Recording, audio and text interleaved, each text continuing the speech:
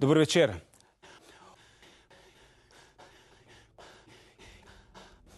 Najprej si poglejmo analizo poročila Bojan. Ravno v povezavi z družinskimi člani, pri obeh. Denarja. Je to po vašem mnenju običajno za ostale politike? Ste to zasledili seveda tudi pri ostalih, recimo predsednikih, ki ste jih pregledovali? Ne. Gospod Klemenčič, na teh zaslišanjih oziroma prvič slišali za Rajka Janšo.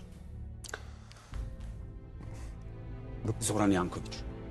Selinšek, ne? To, če ni bilo nobenega oškodovanja v teh takih transakcijah. Glejte, v šraufe našega postopka, ki ga niti ne želim povsem razkrivati. Aranžma 1200 evrov. Nadaljujemo po glasih. Tako gospod Janša kot Janković, če se ne motim, ugovore. Proti korupciji veliko. Zakaj je to tako pomembno? Posledica je ta politična odgovornost. Posledica? Zakaj ste ta del uvrstili v poročilo? Zakaj se vam je zdel pomemben? No, zato, ker se nam zdi... Hiša je lastnik česa je?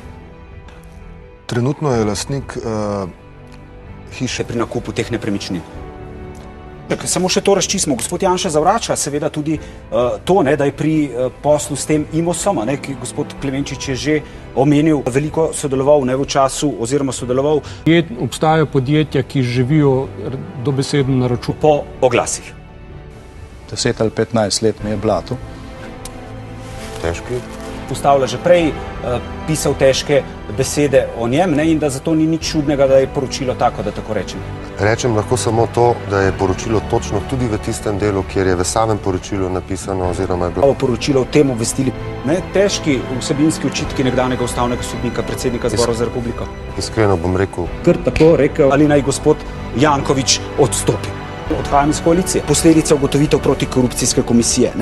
Vi ste ob izdaji poročila dejali, če ne bo odstopov, nima smisla, da komisija obstaja. Kot kaže zaenkrat, Janša in Janković pravita, ne bova odstopila. Tako, spoštovani gledalci, to so bili Pogledi Slovenije.